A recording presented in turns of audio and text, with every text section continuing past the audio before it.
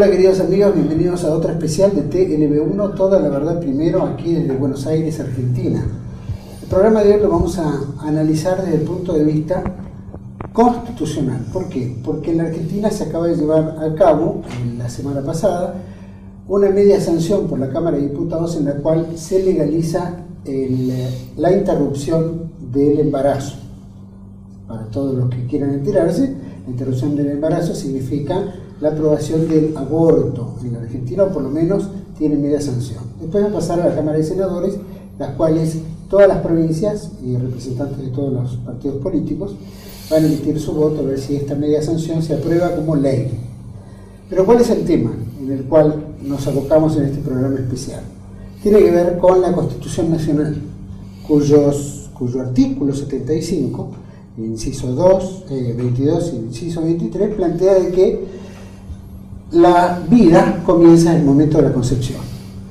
Con el tema de que la vida comienza desde el momento de la concepción, hay una serie de convenios y tratados internacionales, tanto en San José, Costa Rica, como la Convención de Derechos del Niño, de la Convención Panamericana de Derechos del Niño, en los cuales se ha analizado también dónde comienza la vida. Y desde donde comienza la vida implica cómo es el proceso, como individuo, como ADN, etcétera, desde el momento de la concepción. En Argentina esto se llevó a cabo, es una gran preocupación para todos los que creemos en la vida y mantenemos este espíritu por la vida, especialmente por el niño por nacer, que es el más indefenso de todos, pero que la ley en la Argentina está siendo vulnerada a través de convenios o leyes que quieren implementarse y que violan abiertamente la Constitución Nacional. También hay derechos aplicados y convenios internacionales firmados donde de alguna manera vulnera también la Constitución Nacional. Vamos a tratar estos temas porque ameritan, por lo menos, dar un punto de vista desde TLB1, todo lo que es la parte constitucional, qué derecho existe, cuál es el derecho que asiste al más inocente de todos, que es el niño por nacer. Sabemos que hay una gran movida política de los medios de comunicación en general, desde todos los sectores de actores, desde los diferentes partidos políticos, de diferentes organizaciones, hemos inclusive mencionado varias organizaciones que son las que financian el aborto en Argentina y en la mayoría de los países. Hay una implementación internacional. Pero todo eso vulnera la esencia de lo que rige un país, que es el caso de la Constitución Nacional, por lo menos en la Argentina. Para mí es un gusto compartir este programa, primero con Roberto Castellanos. Roberto Castellanos es abogado y es presidente de la ONG Provida. Así que Roberto, muchas gracias por compartir. Nos acompaña también el doctor Ricardo Bach de Chazal, que es abogado también. Ha escrito un libro muy interesante que se relaciona a el aborto, derecho positivo en la Argentina. Así que muchas gracias, Ricardo, por estar.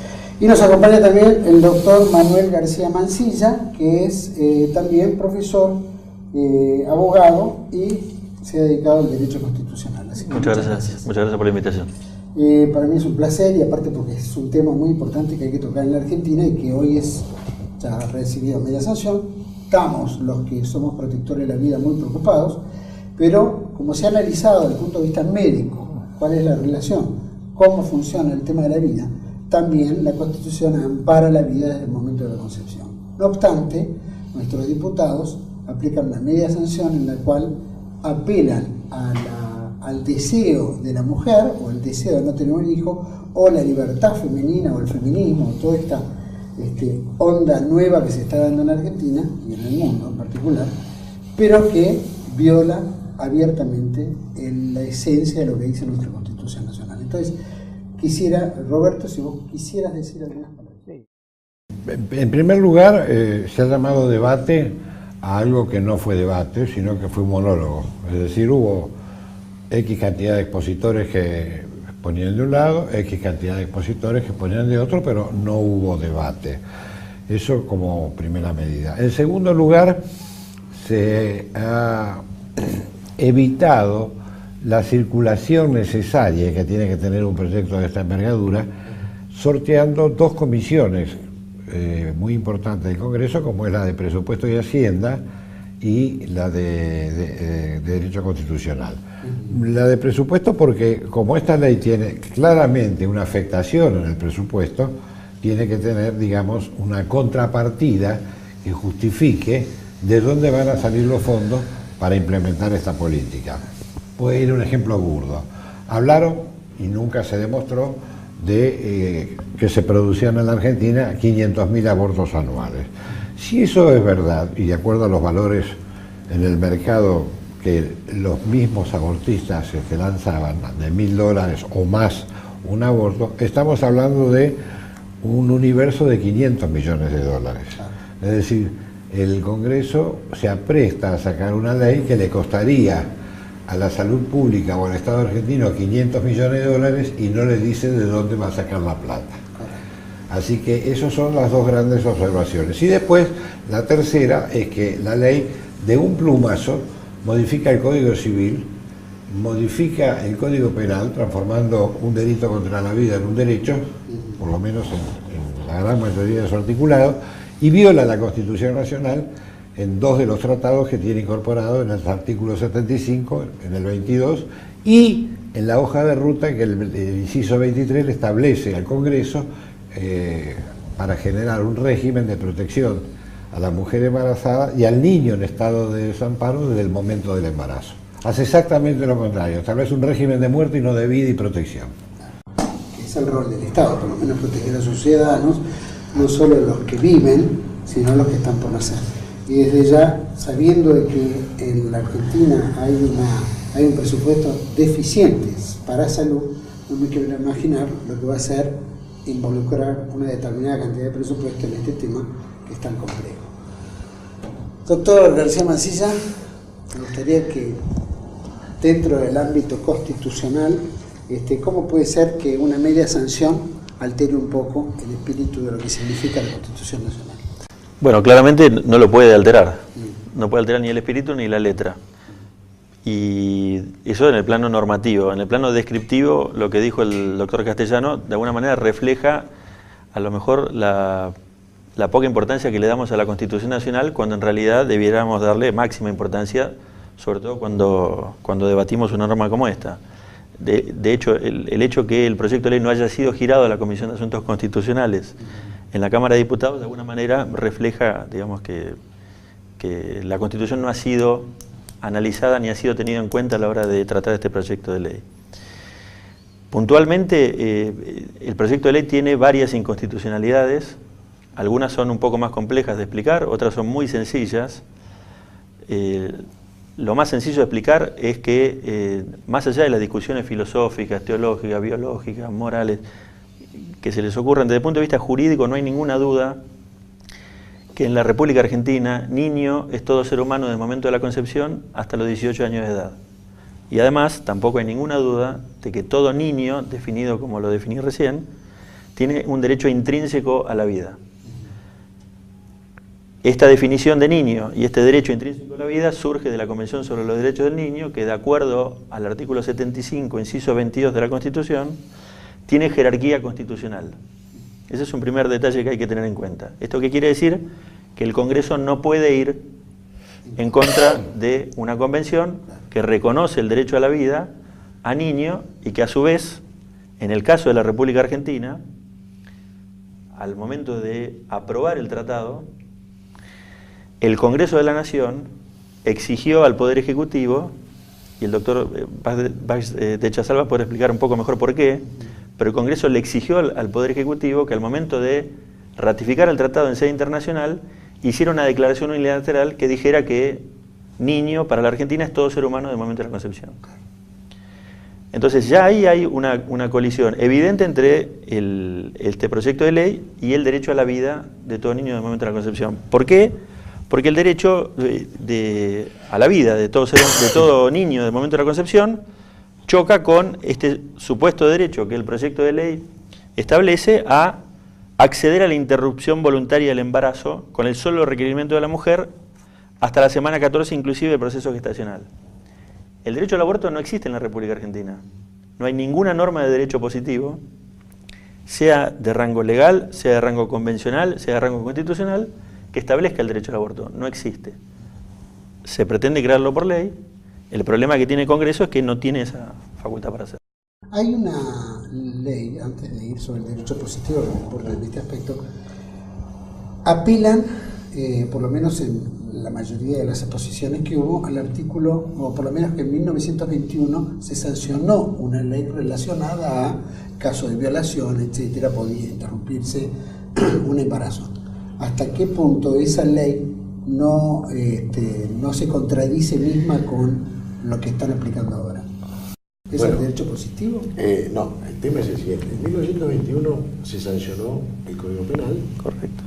En el artículo 86 se establecieron 2 causales de no punibilidad de supuestos de aborto para los casos de peligro de la salud o de la vida de la mujer, siempre y cuando no pudiera ser evitado de otro modo, ¿cierto? Está claramente circunscripto a la salud física y al tema de la no evitabilidad, por un lado, y por otro, el caso de la violación o el atentado al pudor de una mujer idiota o demente. Cuando uno ve la fundamentación de esta norma, bueno, del primer caso, en la Comisión de Senado no da ninguna fundamentación, dice que es una cuestión evidente. Habría que ver si es evidente. Y en el segundo caso dice claramente que el objeto es evitar que nazcan seres degenerados. O sea, tiene una función, una mirada claramente racista y eugenésica. Y se dice claramente que se hace en interés de la raza. Y se funda en la opinión de un jurisconsulto español, republicano, Luis Jiménez de Azúa, que dice que puede salir de una mujer idiota o cretina. No hay otra cosa, no hay ninguna mención de la violación como causal autónoma, sino solamente cuando se relaciona con una mujer que es idiota o demente. Esos son los términos del artículo. Esto, que ya repugna de solo leerlo, ¿no es cierto?, fue motivo de que se discutiera sobre si esto quería comprender a la causal autónoma de violación o no, porque esto se había tomado de un anteproyecto suizo de 1916, en el cual la violación era una causal autónoma. Pero resulta que el anteproyecto suizo no se sancionó, por un lado, y por otro lado, nada nos dice en nuestro Código Penal que la idea hubiese sido incluir a esto, que después resucitó la Corte en el caso Fall. Hubo 2 situaciones en las cuales en el ordenamiento jurídico argentino la causal de violación entró por la ventana. Fueron en 1967, con la ley 17.567 del gobierno de Onganía, luego dejada sin efecto por la ley 20.509, en el gobierno constitucional siguiente, y en la ley 21.338 del gobierno de Videla, luego dejada sin efecto por la ley 23.077. O sea, 2 veces el Congreso de la Nación dispuso eliminar esa causal autónoma. Sin embargo, siguen insistiendo y en el caso lamentable, Fall, de la Corte, se trató de resucitar. Ahora, esta norma de 1921, hay un principio en el derecho que es que la ley posterior deroga la ley anterior. Y que la ley superior es decir, también abroga de alguna manera la ley inferior. El Código Penal es una ley de la Nación, es una ley inferior a la Constitución, inferior a los tratados con jerarquía constitucional. Los tratados fueron suscriptos, el Pacto de San José fue firmado en el 69 y ratificado en el 84, y la Convención de los Derechos del Niño fue firmada y ratificada en el 89 y 90, son leyes posteriores claramente, y entonces derogan los supuestos del Código Penal que se opusieran a sus disposiciones. Y encima tiene jerarquía constitucional, o sea, no podrían volver a reimplantar, como tratan de hacer en este engendro que ha aprobado la Cámara de Diputados. ¿Hasta qué punto esta aprobación puede alterar la Constitución? ¿Puede en alguna forma? Es decir, pregunto, la Constitución ya está marcada, ya está definida, tiene todos sus artículos e incisos, hay convenios internacionales. En el caso que prosperara, ¿cómo se la puede detener? ¿O a quién se tiene que apelar? ¿O tiene que haber una llamada a una constituyente para alterar estos artículos o estos incisos? ¿O si esa convocatoria constituyente también tienen que participar todos los que formaron parte de la Convención de los Derechos del Niño y especialmente todos los firmantes del Pacto de San José de Costa Rica? ¿Hasta qué punto? La Constitución tiene un mecanismo, ¿cierto? Es el mecanismo que establece que tiene que pronunciarse por una ley en la necesidad de la reforma, tiene que convocarse a una asamblea constituyente y en ese caso decir cuáles serían los puntos a modificar. Y el resultado sería la reforma o no. Para dejar sin efecto los tratados, la Constitución establece un sistema de mayorías especiales, de 2/3 de ambas cámaras. Sin eso no pueden hacerse. ¿De qué sirve esto que han hecho ahora? Bueno, no tiene más valor que el papel pintado, digo yo, porque no se va contra la Constitución. ¿Cómo se puede ir frente a eso? Y de distintas maneras. Hay que buscar las alternativas jurídicas, procesales, para ver cómo se evita esto.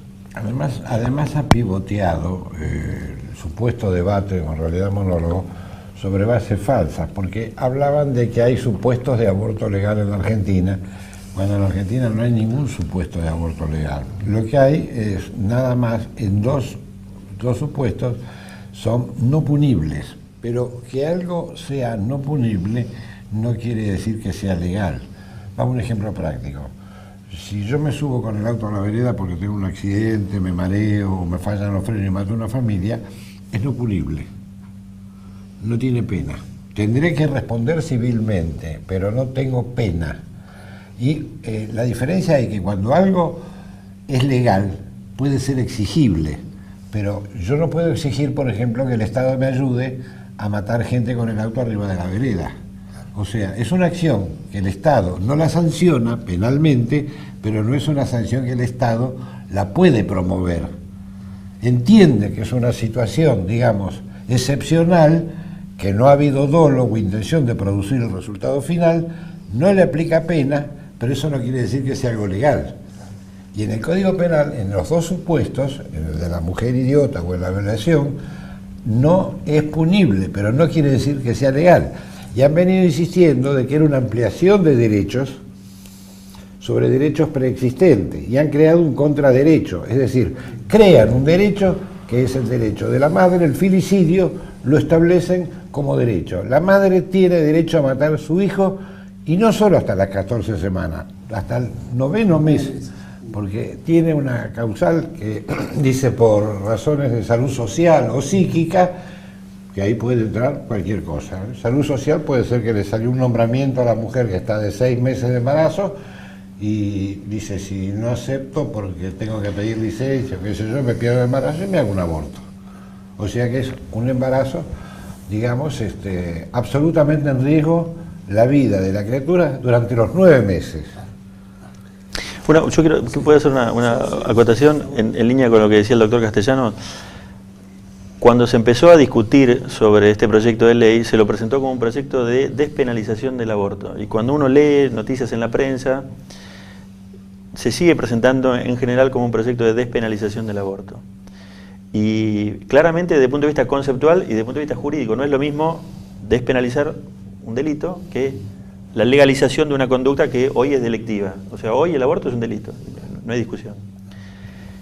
Y no solo es distinto desde el punto de vista conceptual, sino que a la hora de hacer un análisis constitucional de cuáles son las atribuciones que tiene, por ejemplo, el Congreso para despenalizar o no alguna conducta delictiva, hay que hacer un tipo de análisis, y legalizarlo implica otro tipo de análisis. Y acá en realidad lo que se está intentando hacer es legalizar el aborto. No solo tiene la consecuencia que nos explicaba el doctor Castellano, sino que en este caso particular, al convertir al aborto en un derecho con unas protecciones llamativas, hay 5 días para poder cumplirlo, es improrrogable ese plazo, si el médico o la institución que se oponen terminan frustrando la posibilidad del ejercicio de ese derecho, pueden tener sanciones penales, no se acepta la objeción de conciencia institucional, además va a tener que ser solventado con fondos públicos, etc. O sea que el Congreso está creando un superderecho que hoy no existe y que, como explicamos hace 2 minutos, viola la Constitución. El punto está también en que cuando en lugar de despenalizar yo legalizo esta conducta, lo que permito también es que la convierta en una conducta lícita. Y eso permite que alguien pueda hacer un negocio de, por ejemplo, ofrecer el servicio de aborto para que aquel que no quiere ir a un hospital público lo pueda hacer tranquilamente. O sea, que incita a clínicas privadas probablemente con la mayoría de los fondos. No, perdón, la ley expresamente lo incluye en el PMO, en el programa Lo médico incluye en los obligatorio. programas médicos obligatorios. Sí. O sea, es una práctica de salud. El programa médico obligatorio hoy en día no cubre plantillas ni ortodoncia, y va a cubrir aborto. Y una cosita, está copiada exactamente de la ley penal de aborto del régimen nacional socialista. Era muy restrictiva en el régimen, porque lo que buscaba el nacionalsocialismo era el incremento poblacional. Los únicos que estaban despenalizados y que se les permitía hacer aborto eran las mujeres de origen judío. Y como había muchas clínicas o instituciones en manos de personas de origen judío, no les permitían hacer objeción institucional. O sea, y el proyecto, acá es al revés, hay muchas que son de origen católico y no se permite hacer objeción institucional. Pero, por ejemplo, podrían ser procesadas por abandono de persona. Si una mujer va a hacer un aborto, por ejemplo, en una clínica católica, y le dice, mire, nosotros acá los médicos que tenemos, todos los médicos no lo hacen, son objetores de conciencia, está obligada a guardarle la cama y a conseguirle quién lo haga o a dónde se lo haga. Porque si no, tienen sanción penal. Con el agravante, por ejemplo, que si el chico llegara a nacer vivo, le aplican al médico una pena que puede llegar hasta los 5 años. Se redujo eso en el proyecto de ley, en la última revisión se redujo y la pena se redujo a hasta 3 años de prisión, pero como dice el doctor Castellano, es una barbaridad. Y ahí tiene otra violación clarísima de la Constitución. La libertad de culto, la libertad de asociación son dos libertades fundamentales que están consagradas expresamente en la Constitución Nacional, y el proyecto las desconoce desde el momento en que no solo prohíbe la objeción de conciencia institucional, que viola estas dos libertades, sino que a su vez, a pesar de que la permite en teoría respecto de los médicos de forma individual, por otro lado los obliga a practicar el aborto cuando, de acuerdo al proyecto, la mujer tuviera algún tipo de riesgo, y a su vez los obliga también a inscribirse en un registro. El Congreso en eso es... lo que es llamativo del sistema jurídico argentino es la forma en la que se legisla. En lugar de hacer las cosas como corresponde, respetar el Estado de Derecho, que el Congreso y cualquiera de los tres poderes acepte las limitaciones que tiene de acuerdo a la Constitución, legislan como legislan, y a veces nuestro sistema es esquizofrénico. El mismo Congreso tiene una ley, que es la Ley de Protección de Datos Personales, que prohíbe establecer bases de datos, en bases de datos, datos sensibles. Uno de esos datos sensibles, definidos por el propio Congreso, en la ley 25.236, si no me equivoco, tiene que ver con datos que tengan que ver con lo que tiene con convicciones religiosas, morales o filosóficas. Acá, contradiciendo esa ley, que no está derogada por este proyecto de ley, van a obligar a los médicos a que declaren cuál es su convicción religiosa y por qué son objetores de conciencia, y eso va a estar en un registro. Bueno, cuando derogaron la ley de obediencia debida, uno de los argumentos que se utilizó es que nadie estaba obligado a obedecer una ley que iba en contra de sus convicciones o que era una ley inmoral.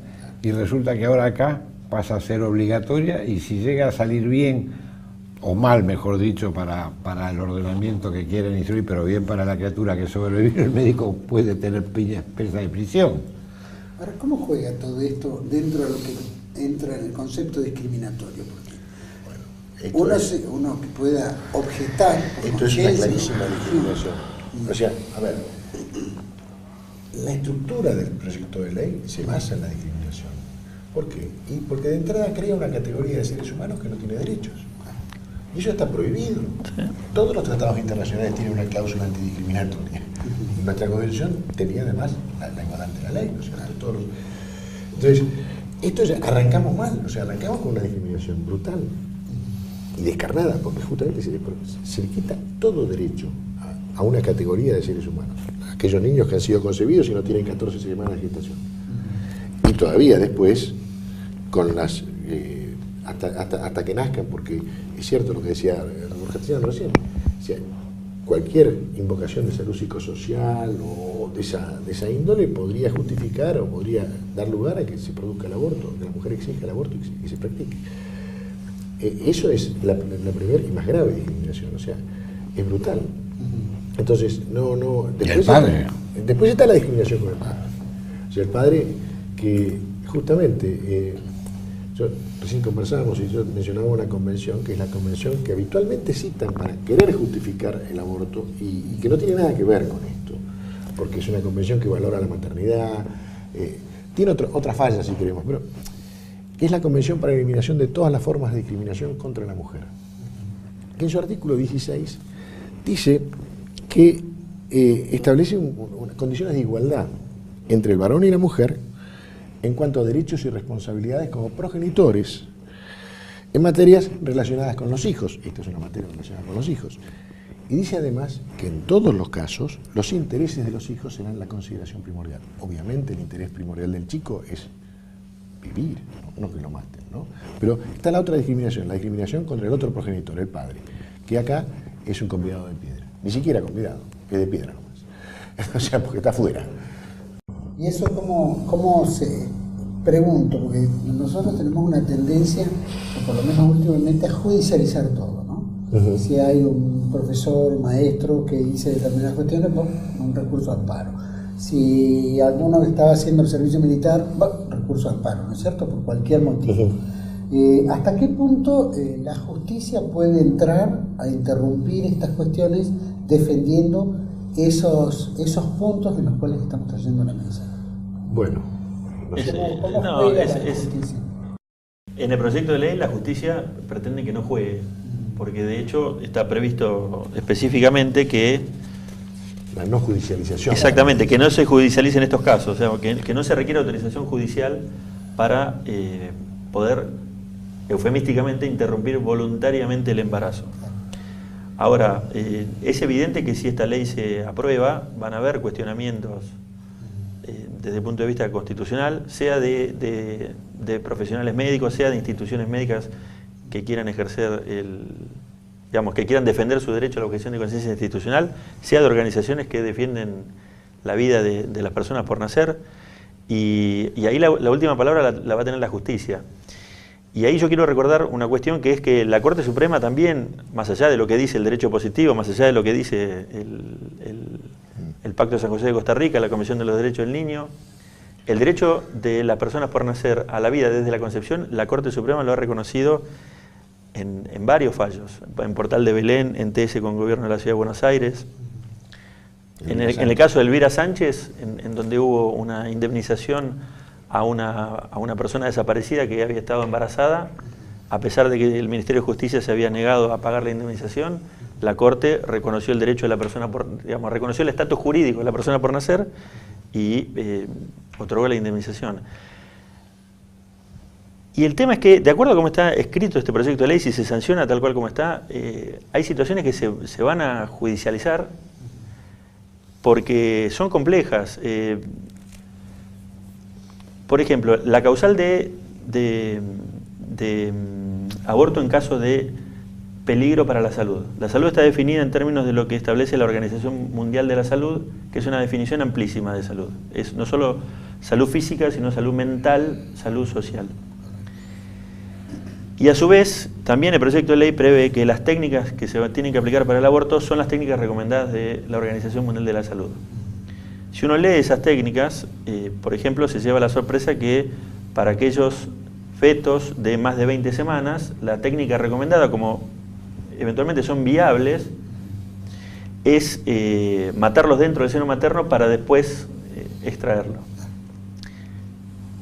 Y la verdad que eso es una aberración, ¿sí? Acá esas técnicas de la Organización Mundial de la Salud lo que proponen es una inyección de cloruro de potasio a través del cordón umbilical para provocar el infarto de la persona por nacer, del niño, jurídicamente niño, y sería natural que un médico se niegue, en caso de que, por ejemplo, el niño fuera viable, a hacer el aborto. ¿Por qué lo tengo que matar si el niño es viable fuera del seno materno? Porque lo dice una ley. Que por otro Aún lado... siendo down de repente. Pero no, por No, supuesto, no, ni hablar. Ni hablar, pero además hay otra cosa. Pero ese tema es importante y Mencionamos la Convención de los Derechos del Niño. Y en esa convención, en la segunda parte del artículo 6, el Estado asume la responsabilidad de garantizar al máximo posible la supervivencia y desarrollo del niño. Esto es contradictorio con ello. Totalmente. Por otro lado, hay una cosa que también hay que decir, que es que ya desde los años 50 hay bibliografía que dice que no hay una causa de salud que amerite que la interrupción del embarazo. De hecho, incluso, por más que lo maten al chico, la mujer no se va a curar si tiene una enfermedad preexistente, ¿no es cierto? No hay una cosa, el aborto no cura, es mentira. No es una enfermedad. No es una enfermedad el embarazo, y además las declaraciones médicas de la Academia Nacional de Medicina en 1994 en adelante, de la Academia Nacional de Medicina del Paraguay del 96, de la Federación de Obstetras Ecuatorianos del 2008, la Asociación Médica Nicaragüense del año 2000.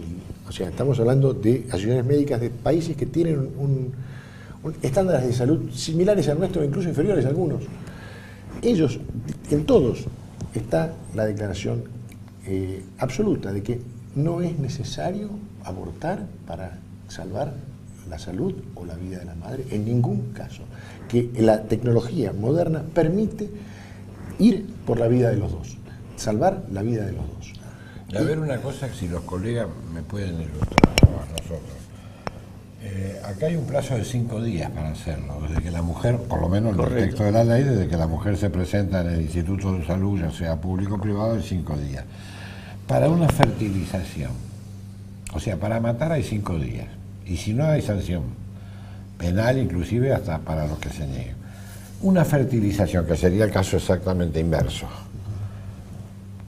No hay absolutamente plazo, no es, digamos, distinto, depende si la provincia ha adherido o no, si hay presupuesto, puede durar 1 año, 2 o 3 el trámite, y acá hay 5 días, o sea que está direccionado como un plan de control demográfico, no tiene absolutamente ninguna otra explicación que no sea, digamos, un plan para eliminar pobres, pero no para acabar con la pobreza. Y eso todos sabemos que es una exigencia de organismos internacionales, como el Banco Mundial o el Fondo Monetario, que apuntan a reducir el déficit fiscal a través de la disminución del gasto social interno.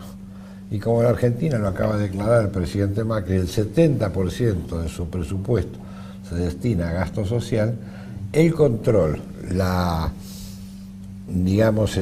estabilización de la tasa de crecimiento demográfico de los sectores vulnerables es una exigencia externa para poder otorgar crédito. El cumplimiento de los compromisos de deber. Y sí.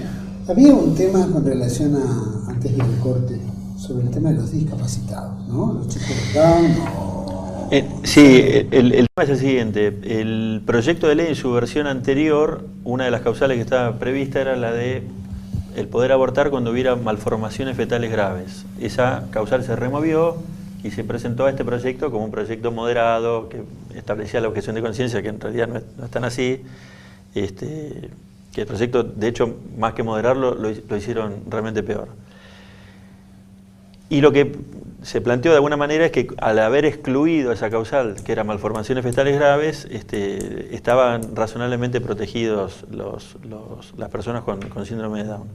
La verdad que no es así, porque si, digamos, está la laxitud de lo que es la causal de afectación a la salud mental, y de vuelta, tengamos en cuenta una cosa. En teoría, de acuerdo a este proyecto de ley, si se sanciona, hay un derecho a interrumpir el embarazo hasta el momento mismo del nacimiento, ¿sí? Bajo esta causal. Si una madre que está embarazada tiene un diagnóstico después de las 14 semanas que establece que su hijo tiene síndrome de Down y eso afecta mentalmente a esta persona, de acuerdo al proyecto de ley, ella podría alegar una afectación a su salud mental y poder abortar hasta el momento mismo del nacimiento. ¿Puede negar una violación al mes noveno? Por supuesto, también, ni hablar, y con pero simplemente una declaración jurada ante el médico que va a establecer el aborto. Incluso este tema es se relaciona un poco con lo que decía Roberto antes de los 5 días. Normalmente, esto incluso la buena gente que ha sabido y ha querido sobrellevar y tener a sus hijos, sea como sea, vengan como vengan, es lo que corresponde. Aún esos, en el momento en que les dan el diagnóstico, normalmente se impactan, reciben un impacto, y en ese momento son vulnerables, por así decir. Entonces, si en ese momento no se los deja pensar, ni a ellos ni a los médicos, si en ese momento se les apura, no, tenemos 5 días, bueno, al chico lo van a matar. O sea, es... Y además, digamos, hay varios países de Europa, sobre todo, que se enorgullecen de ser países libres de síndrome de Down, porque a través del aborto y de los diagnósticos prenatales, en donde se determina digamos que la persona por nacer tiene síndrome de Down, directamente lo abortan, en el 99% de los casos. Inclusive se puede dar una selección genética o de sexo. Porque supongamos que una mujer le dan el diagnóstico y le dice, no, otra nena, yo estaba esperando al varón, y a mí eso, y podría... Eso pasaba en China. Claro, o sea, eso entra dentro de la caja, o sea, es una caja de Pandora. Bueno, ahora las feministas dirían que lo abortarían si es varón. Claro, eso lo han dicho, ¿eh? No estoy inventando nada. Vamos a hacer un pequeño corte. Por supuesto, si usted quiere colaborar con TLV1 puede hacerlo a través de nuestra página web, www.canalTLV1 o YouTube o Facebook. La forma de colaborar que podamos seguir llevando a todos ustedes este tipo de programación. Contamos con su apoyo, ya tiene un menú de opciones, esperamos su generosidad y agradecemos enormemente por todos los que lo han cumplido, nos llevan acompañando en esta epopeya de mantener TLV1 en el aire. Vamos a un pequeño corte y volvemos enseguida sobre más temas. ¿Hasta qué punto la Constitución vale o no? Ya volvemos.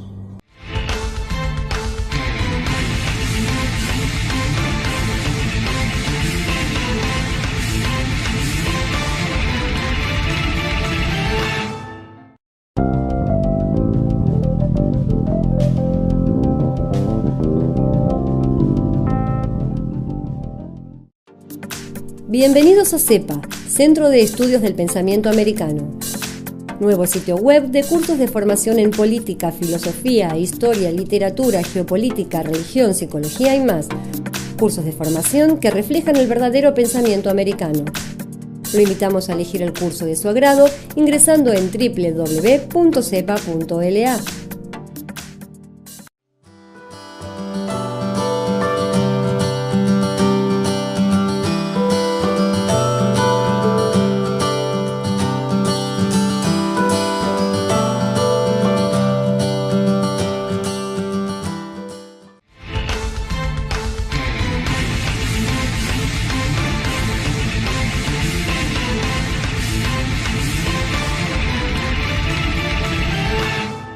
Bueno, estamos de vuelta aquí en este especial de TLV1 sobre el tema constitucional, hasta qué punto el derecho del niño por nacer tiene injerencia en estas nuevas leyes que quieren sacar tanto de diferentes sectores, feministas, etcétera, que acompañan la legalización del aborto.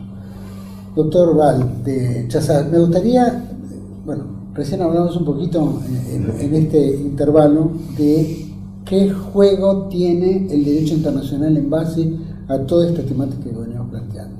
Bien.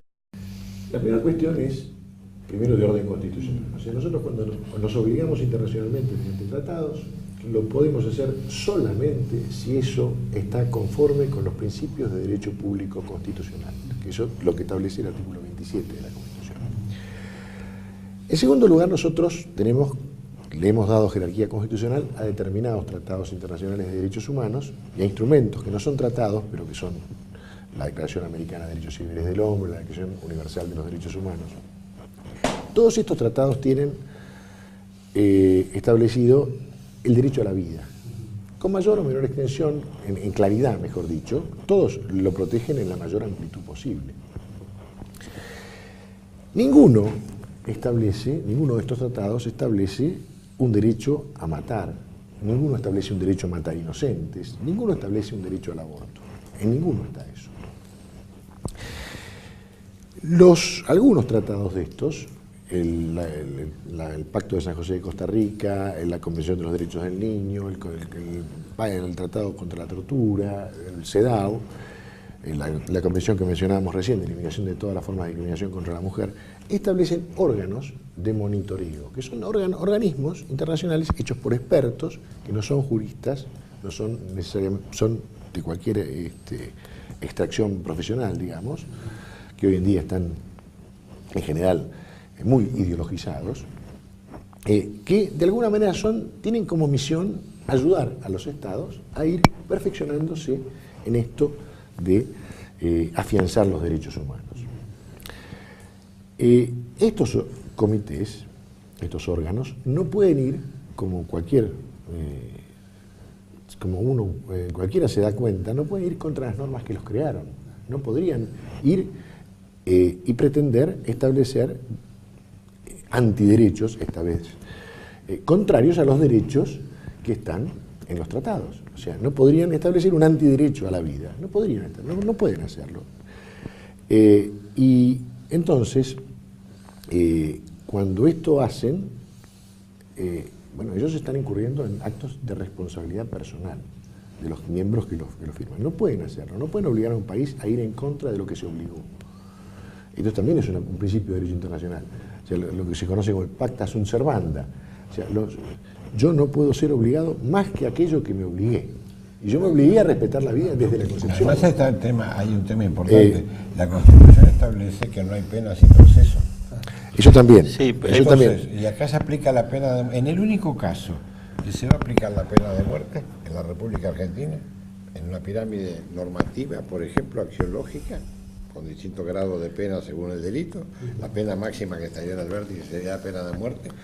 Es el único caso de la pena de muerte es un inocente, sin proceso y sin posibilidad de defenderse. Eso también es cierto, y además eso también lo dicen los pactos. O sea, los pactos dicen justamente, cuando hablan de las garantías judiciales, por eso también es contrario a los pactos esta no judicialización, porque las garantías judiciales existen para todos los habitantes de la nación, también para los niños por nacer.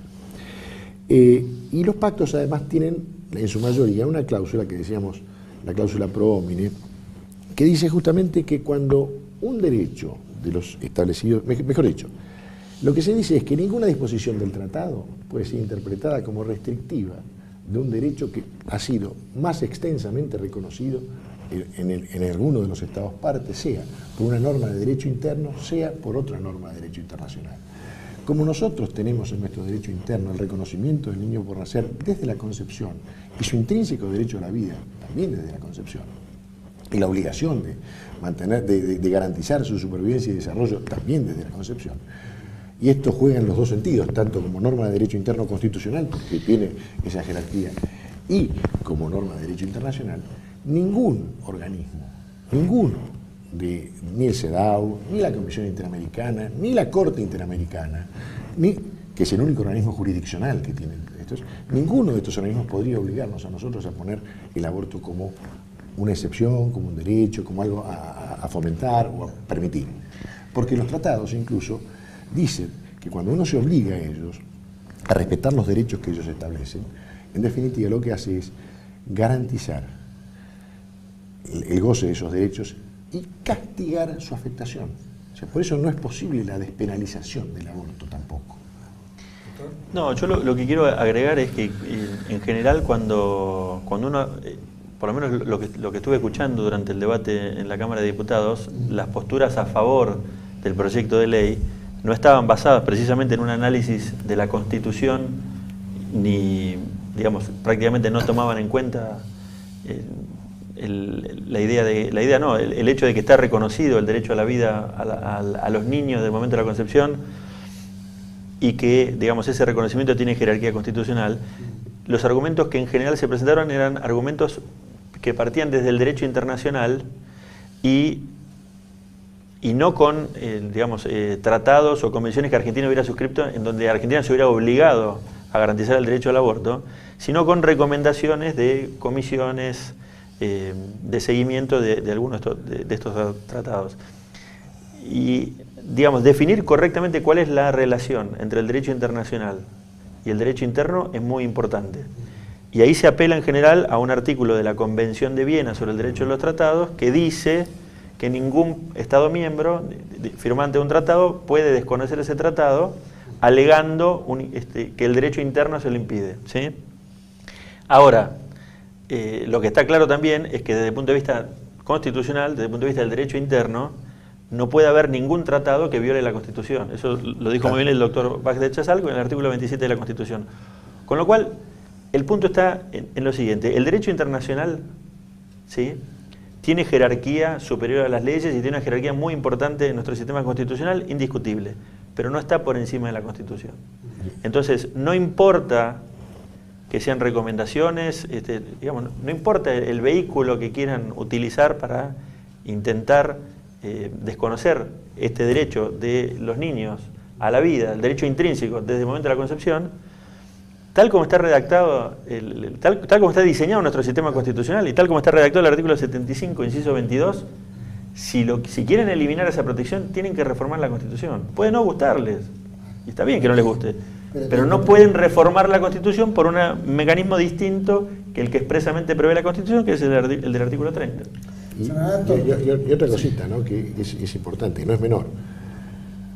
El derecho internacional es, bueno, la costumbre internacional sí, los tratados, pero estas recomendaciones de los comités no son tratados, no son fuentes de derecho internacional estricto, tanto que se les dice, se los conoce como, perdón por la expresión, ¿no?, es soft law, o sea, un derecho blando, un derecho que no obliga del todo. Y es más, si uno ve los tratados en los que se establece las funciones de estos comités, por ejemplo, el Pacto de San José de Costa Rica, se va a encontrar cuál es la consecuencia jurídica de no cumplir con una recomendación de la Comisión. La consecuencia jurídica fijada por el tratado hay dos. La Comisión puede demandar ante el Estado que no cumple, ante la Corte Interamericana, y ver qué sale de allí, ¿no? Porque la Corte puede fallar en contra de la Comisión. El Estado puede incluso también ir en contra de la Comisión, por lo que la Comisión la recomienda. Pero ¿qué pasa si ninguna de las dos partes hizo la demanda? Pasó el tiempo que establece el tratado, creo que son 60 días o 90 días, no me acuerdo bien. ¿La consecuencia jurídica cuál es? La publicación del informe. Porque hasta ese momento o sea, no hay más consecuencia que la publicación de un informe. Y con eso me van a correr. Me están corriendo por la vaina con eso. Algo muy chiquitito, algo muy chiquitito. Que también lo llamativo, por lo menos de las posturas que vi, que trataban de alegar una supuesta obligación por parte de la República Argentina desde el derecho internacional de los derechos humanos para legalizar el aborto, lo llamativo es que esas posturas desconocen la letra escrita de los mismos tratados internacionales que Argentina suscribió. En el caso que estuvimos comentando recién, si uno lee, por ejemplo, la Convención Americana sobre Derechos Humanos en el artículo 4.1, en donde se reconoce explícitamente el derecho a la vida desde la concepción, hay una frase ahí en general que genera una discusión que no viene al caso. Lo que me interesa es la última frase de ese artículo, que es que nadie puede ser privado de la vida arbitrariamente, ¿sí? El doctor hizo referencia a la pena de muerte. Podemos discutir si es pena de muerte o no, pero lo que está claro es que acá tengo una norma de derecho positivo en un tratado internacional al cual Argentina le dio jerarquía constitucional, o sea que el Congreso no lo puede tocar, que dice que nadie puede ser privado de la vida arbitrariamente. Y sin embargo el proyecto de ley permite que una mujer que está embarazada decida, sin ningún tipo de causa, sin ninguna expresión de causa, abortar hasta la semana 14. Eso es una violación clarísima de este texto escrito. No importa la recomendación, la opinión de un grupo de burócratas internacionales. El texto del tratado al cual Argentina se obligó y que además desde el punto de vista del derecho interno le dimos jerarquía constitucional, específicamente prohíbe privarle, digamos, nadie puede ser privado de la vida arbitrariamente. Y este proyecto de ley se lo reconoce como un derecho. Y además va a ser garantizado con fondos públicos, con el Código Penal detrás, si el médico se opone, con un plazo perentorio de 5 días y además impidiendo que se pueda ir a la justicia para impedir que se cometa ese atropello. Son leyes ideológicas que no responden a ningún argumento científico. Por ejemplo, la ley de identidad de género. La ley de identidad de género es una ley que sacó el Congreso, que vos te presentás a una oficina del Registro Nacional de las Personas y en vez de ser Juan Manuel, decir a partir yo soy Katy. Y te dan un documento como Katy Soaje Pinto. Ahora, si vos tenés un problema de próstata y cambiás tu identidad, seguís teniendo el problema de próstata, aunque te llames Katy. Recurro a este ejemplo burdo para demostrar de que son leyes anticientíficas. Y acá, por ejemplo, han querido sacar una ley, por ejemplo, con los siguientes argumentos. Lo que hay en el vientre materno no es vida porque no escribe una poesía. Lo que hay en el vientre materno es una larva. Lo que hay en el vientre materno es un conjunto de células que contradice a la Academia Nacional de Medicina, a la Academia Nacional de Derecho, a la Academia Nacional de Ciencias Morales. Pero el pensamiento científico en la Argentina ha sido ignorado. Se ha hecho una farándula de eso. De hecho, vos fíjate que cuando habla de quién tiene derecho a interrumpir el embarazo, como dicen, hablan de las mujeres y de personas gestantes. O sea, es un tributo a esta... Claro, esta nuevo sexo que hay. Perdón, una cosita más que me interesa agregar, porque también otra de las ideas que se instaló en general a través de la prensa, o lo que yo he visto, varios programas de televisión, incluido un científico como Facundo Manes, haciendo referencia a que aquel que se oponía a este proyecto de ley lo hacía desde creencias religiosas. ¿Sí? Y la verdad que hasta ahora hemos estado hablando de cuestiones jurídicas, cuestiones de técnicas jurídicas, cuestiones científicas, interpretación del derecho. No hicimos referencia a la religión en ningún momento, salvo en el caso de la objeción de conciencia, porque el derecho a la libertad de culto está específicamente garantizado en la Constitución. Ahora, lo llamativo del caso es que el sector abortista desoye todo tipo de argumentos científicos, acusa al sector que se opone y defiende el derecho a la vida reconocido y garantizado por normas de rango constitucional específicamente, y acusa, y lo que plantea es que esta posición parte de la base de una creencia, ¿sí? Ahora, en realidad es al revés. Ellos creen que no hay persona, que no hay un ser humano de momento de la concepción. Esa creencia del sector abortista no está avalada por ninguna evidencia científica, ninguna evidencia empírica, y te la quieren imponer con el Código Penal. Los que están imponiendo una creencia son ellos. Yo no necesito ser científico para, desde un argumento lógico, darme cuenta que hay un ser humano de momento de la concepción. Más allá de que jurídicamente es indiscutible. Uno toma una norma, como la Convención Americana de Derechos Humanos, y dice, artículo 1, para los efectos de esta convención, persona es todo ser humano. Se acabó la discusión, no importa. Desde el punto de vista jurídico, no hay discusión, y no me importa si el doctor Kornblit, por ejemplo, un biólogo famoso, opina que la vida humana es construcción social. Jurídicamente no, equivocado. Ahora, vayamos a la lógica. Yo tengo un embrión, ¿sí? Y dejo que se desarrolle. Al momento del nacimiento, ¿qué va a salir? Un ser humano, varón o mujer. No va a salir ni una planta, ni un camello, ni un mosquito. Entonces, hay una cuestión de lógica elemental que, a menos que haya un momento mágico en que eso que no era humano se convierte en humano, es evidente que el momento en que comienza la existencia de aquello, eso es humano.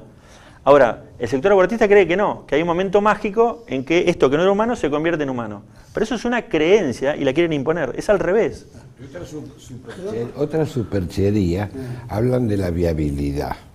Dicen que es inviable porque depende para su subsistencia de la madre mientras está en el útero que la deja. Ahora, si nace y la dejas, el varón o la nena, lo que nació, una semana al costado de la cama de la madre, sin alimentarla, también se vuelve inviable. Les pregunto, porque obviamente a la República Argentina la rige la Constitución Nacional, pero somos 24 provincias, de las cuales todas tienen su Constitución. Y su Constitución origina de la Constitución Nacional. ¿Pueden las provincias insubordinarse a esta nueva ley si su Constitución avala el derecho a la vida del momento de la concepción? ¿Qué enfrentamiento puede haber en provincias que de repente digan, yo esto no lo acepto? Bueno, podría haber. Yo digo, había dos frentes posibles. Uno, desde el punto de vista constitucional, la provincia también tiene derecho a hacer valer la Constitución Nacional. Es decir, vean, frente a esto la Constitución magna. Por otro lado está el hecho de que hay facultades que las provincias se han reservado. Y eso lo puede explicar mejor Manuel. No, yo, digamos, lo que me parece que es interesante, y está claro que la perspectiva del federalismo en este proyecto de ley no ha sido tenido en cuenta, es que hay varias constituciones provinciales, provincia de Buenos Aires, Entre Ríos, Catamarca, las que me acuerdo de memoria, Córdoba, que protegen específicamente el derecho a la vida desde la concepción en sus constituciones provinciales. Llamaría la atención que un senador que pertenezca, que representa una de esas provincias, desconozca, digamos, previsiones tan expresas por parte de sus constituciones. Pero ahí hay una cuestión desde el punto de vista del federalismo, que como decía el doctor Baxter Chazal, claramente las provincias digamos, delegaron algunas cuestiones, como es la sanción del Código Penal, el artículo 75, inciso 12 de la Constitución, pero otras se reservaron y no delegaron esas facultades, como lo que es el poder de policía en materia de salubridad.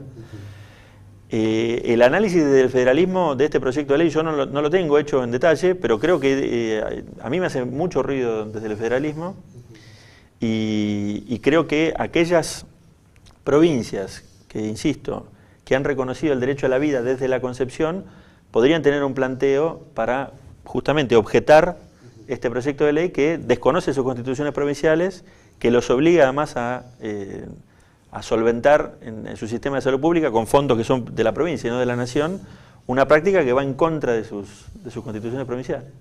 Está el tema de la objeción fiscal. También. ¿Hasta qué punto es lógico y justo? Porque no es la objeción de conciencia, está también la objeción fiscal. ¿Por qué yo tengo que trabajar y pagar impuestos para llevar a cabo una política contraria a mis principios? Que inclusive puede hacerse extensiva a vecinos que puedan venir a la República Argentina o estar en los hospitales argentinos y yo no tenga que pagar. No, vos, yo o cualquiera. No exactamente por el aborto, pero sí viene por otros motivos.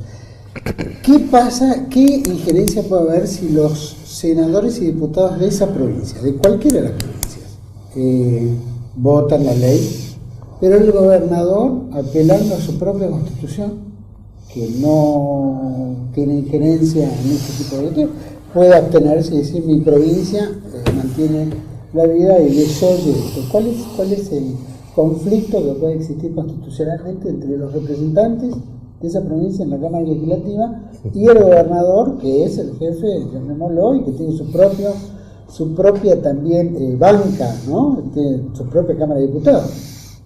Porque el gobernador, por lo pronto, es un agente natural de la nación. Por eso. Por otro lado, en teoría por lo menos, los legisladores son de la nación. O sea, aunque representen a la provincia y no a la población, los senadores, hemos visto además que justamente ha sido la injerencia de un gobernador la que cambió 2 votos decisivos en el debate pasado. Así que es complejo. Sí, claramente. No es tan sencillo, y además, en definitiva, digamos, cualquier conflicto judicial que se plantee en materia de federalismo, digamos, va a terminar siendo resuelto por la Corte Suprema, y lo que se va a terminar imponiendo es la supremacía del derecho federal, artículo 31 de la Constitución.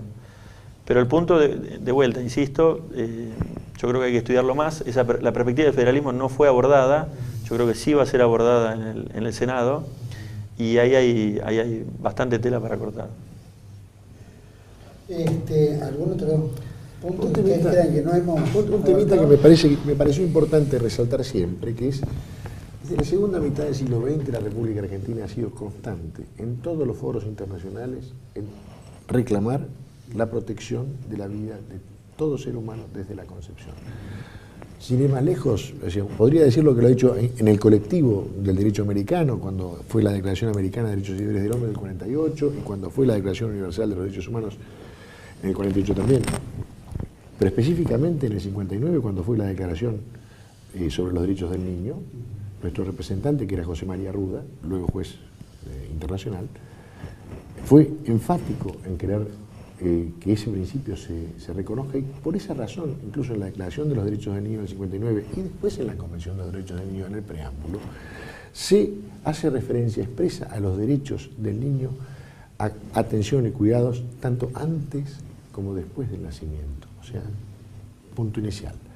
Después, en todas las conferencias de población y desarrollo que han tenido lugar a lo largo del siglo XX y principios del XXI, la República Argentina hizo expresa reserva en todas las cuestiones que tenían que ver con las llamadas salud reproductiva y demás, para decir que de ninguna manera iba a permitir el aborto, porque eso iba contra el derecho esencial a la vida, el derecho universal a la vida desde la concepción.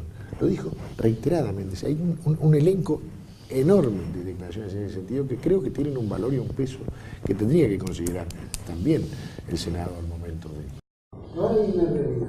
Acá se mueve mucho dinero. Así es. Mucho dinero internacional, grandes bancas internacionales, la mayoría de los bancos, medios de comunicación, que todos al unísono son proabortistas. Creo que nosotros zafamos de lo único, porque somos los únicos combatientes.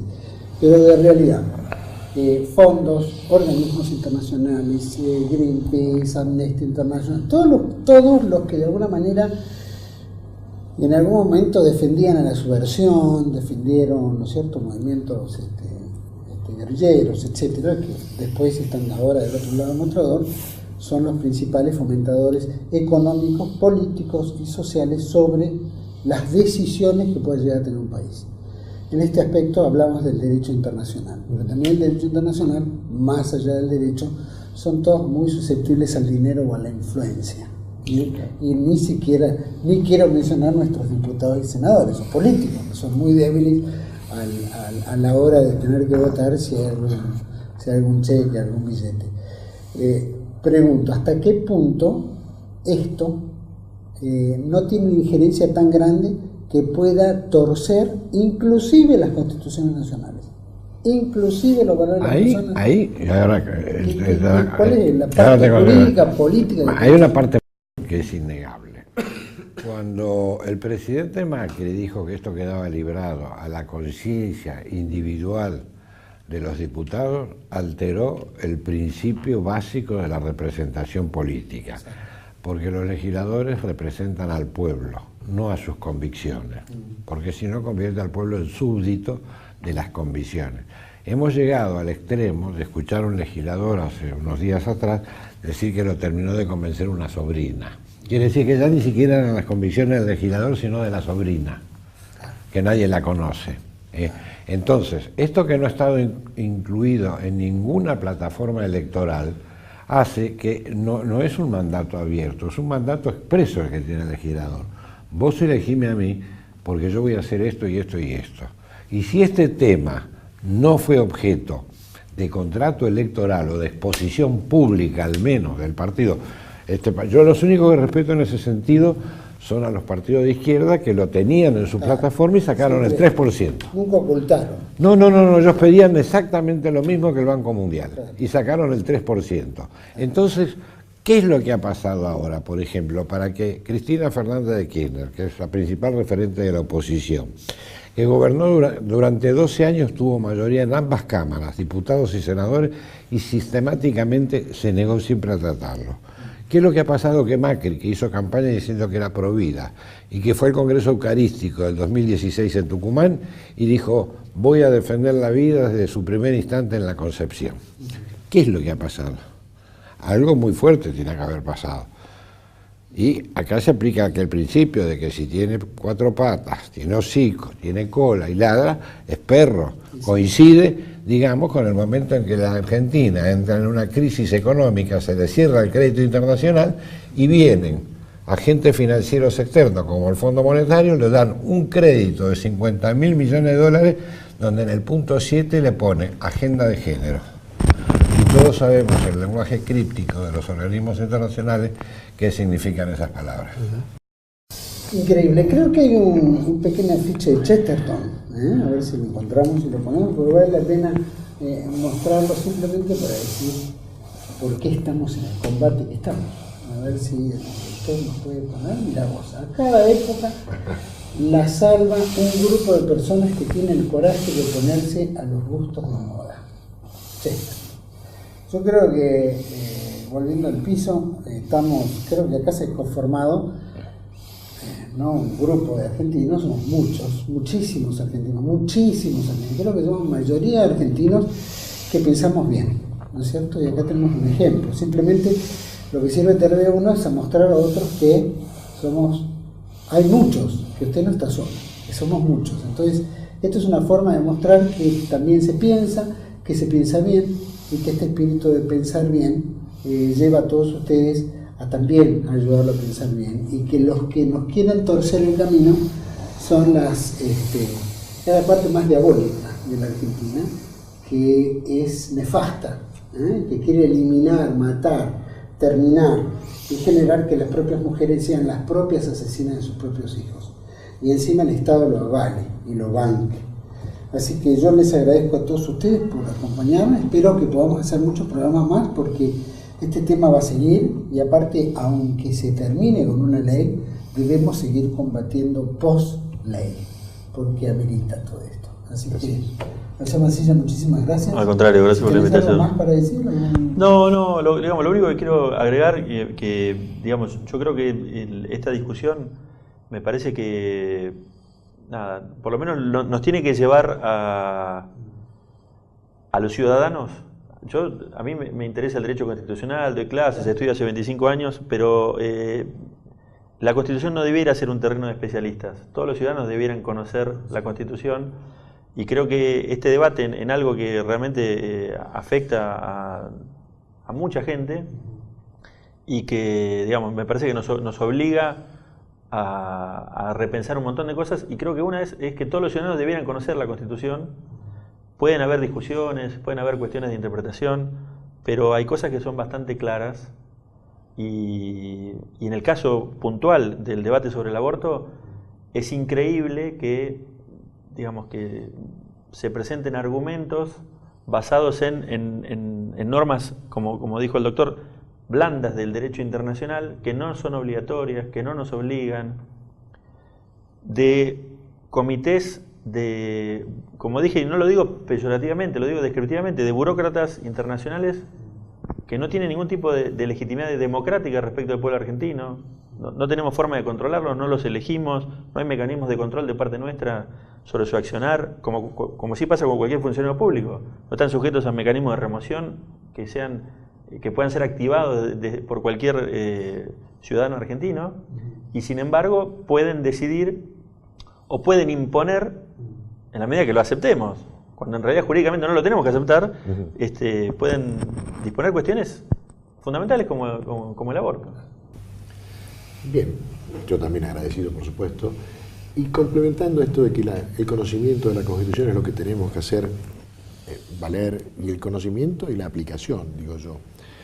Por eso y esto lo digo en relación a un tema que cuando salió la cuestión esta a debate, se filtró que el presidente de la Nación lo permitía, y que en caso de salir la ley no la iba a vetar.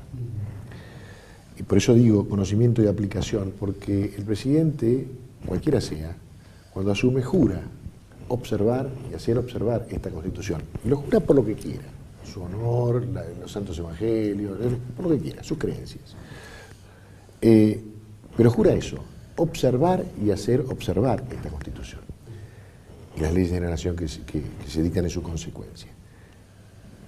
Esto es un deber, no solamente una facultad, el vetar, digo, ¿no? Porque ese sería el modo de hacer cumplir con la Constitución. No es una facultad graciosa que él tiene, que él hace si quiere, si no. En este caso, llegado a este punto de una ley inconstitucional por donde se la mire, creo que es su obligación como gobernante vetarla, porque la Constitución así se lo impone. No, yo coincido, no puedo agregar nada más que lo que digan ellos. Un ejemplo grosero: un candidato del partido de la coalición gobernante, Cambiemos, un diputado apellido Roma, de Tierra del Fuego, a la mañana se sacó una foto en la plaza con un pañuelo celeste junto con los que iban a votar en contra de la ley, y 12 horas después en el Congreso votó a favor de la ley. O sea, eso revela de que ni siquiera tienen seriedad porque no han podido mantener su palabra por horas. ¿Quién era ese diputado? Roma, de Tierra del Fuego, del PRO, de la Alianza Oficial Cambiemos. Increíble. Por eso digo, un billete puede torcer cualquier definición. Una cosa nunca. Es una cosa increíble. García Mancilla, muchísimas gracias. Gracias. Bache de Chaval, gracias por todo. Roberto, como siempre, esperamos que seguimos haciendo algunos programas más. Mil gracias. A todos ustedes, mil gracias por acompañarnos, solamente como un cierre, ¿no? Esto es un tema de dolor en la Argentina. A nosotros nos duele, a mí me duele, ¿no? Y a todos nosotros nos duele. Los que pensamos bien, los que queremos una patria grande, una patria poderosa, que albergue a todos los que quieren venir a vivir aquí, pero que no nos altere nuestra vida, ¿no es cierto? Y estamos viendo que estamos muy infiltrados por muchos lados. El dinero particularmente, el poder internacional del dinero, es el que tuerce todas las cuestiones y genera este mundo más allá de lo que es lo constitucional, lo legal, lo jurídico, etcétera. También está en el valor moral de las personas. Y eso es lo que notamos, que una Argentina ha decaído enormemente, ¿no? Hay un principio que dice que la decadencia, que uno puede siempre ser más decadente, no tiene piso en la decadencia.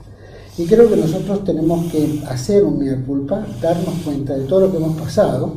Es increíble que los que bregan hoy por la muerte del más inocente de todos fueron los que cobraron durante muchos años la desaparición de personas, la desaparición de familiares, después de haber combatido contra el Estado Nacional, contra el Estado, que era la guerrilla, etc. Entonces, esos que en algún momento cobraron y viven por la vida y por, ¿viste?, la aparición y toda esta sanata, son los principales que bregan por la muerte de los más indefensos, ni siquiera con un juicio legal. Eso es lo que estamos viendo. Después, todo este dinero internacional que les mencionaba, que se ha volcado en toneladas en Argentina y ha torcido voluntades. Y por supuesto el gobierno nacional, que muchos esperaban otra cosa, no de mi lado, pero sí creo que ha habido muy buena voluntad, porque quería sacarse el kirchnerismo de un lado, que realmente fue nefasto para la Argentina, y que los que vinieron se suponía que traían un cambio, y ese cambio terminó siendo más de lo mismo. Y traicionó los valores de muchos de los argentinos que creíamos que esto podía cambiar de verdad. Y evidentemente notamos que no ha cambiado, y vemos que se ha destruido la familia, se destruye solamente con esta posibilidad de generar la ley de matar al niño por nacer, sino también cómo rompe la familia en todo aspecto. El hombre está dibujado, la sociedad está dibujada, han vulnerado todos esos valores. Y particularmente vemos, yo me acuerdo en un programa, Hugo Verdera decía, Juan Carlos Monedero en un momento dice, cada paso atrás que damos, el demonio tiene un paso adelante. O sea, cada paso adelante que nosotros damos, el demonio retrocede un paso. Y creo que estamos en una época demoníaca, porque es increíble que en la Argentina se bregue por una ley que mata y que hace cómplices a todas las mujeres de la muerte de sus propios hijos. Ni siquiera el sistema viene a matarlo. Directamente cada uno por su propia voluntad mata a su propio hijo, ¿no es cierto? Y aparte, geopolíticamente destruye a la Argentina, porque la Argentina necesita población, porque todo país, todo territorio vacío lo ocupan otros. ¿No será que estamos trabajando para otros y que la Argentina va a pasar a otras manos? Hay muchos factores en los cuales tenemos que pensar, pero la Constitución todavía nos ampara. Y si esto es un mensaje a los gobernadores, que de alguna manera los gobernadores deben insubordinarse. A mi punto de vista, si el Congreso no responde en la manera que debe responder para la defensa de los más inocentes, pues entonces los gobernadores deben insubordinarse. ¿Qué pasa si se insubordinarían la mayoría de los gobernadores frente a esta ley macabra? Habría que ver. ¿Se quebraría la República en varias repúblicas? ¿No sería también el interés de los que manejan el dinero? Es decir, hay muchas preguntas que todavía quedan en el tintero y que queremos volverlas a seguir en esto porque nos ayuda a pensar.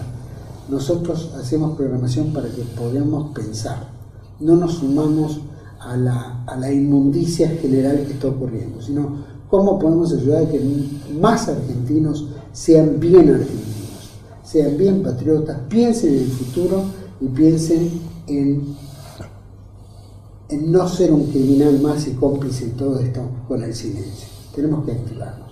Espero que haya servido este programa, los espero en otro especial de TLB1 aquí, toda la verdad primero de Buenos Aires, Argentina. Gracias.